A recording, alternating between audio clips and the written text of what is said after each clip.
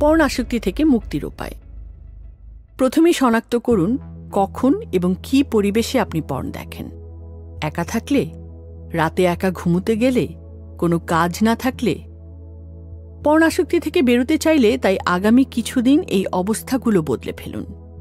চেষ্টা করুন একা না থাকতে, সবসময় কারো না কারো চোখের সামনে থাকতে।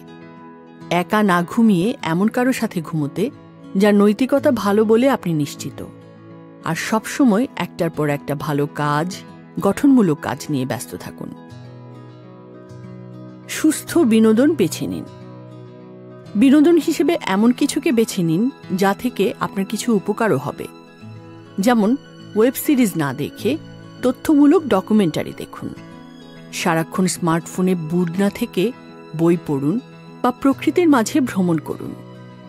কাজের বাইরে যে অবসর পান সে সময় পছন্দের কোনো একটা দক্ষতাকে গড়ে তুলুন। যেমন লেখালেখি, ফটোগ্রাফি, ভিডিও মেকিং, ছবি আঁকা, শাস্ত্রীয় সঙ্গীত শেখা, ধর্ম সম্পর্কে আরও জানার চেষ্টা ইত্যাদি।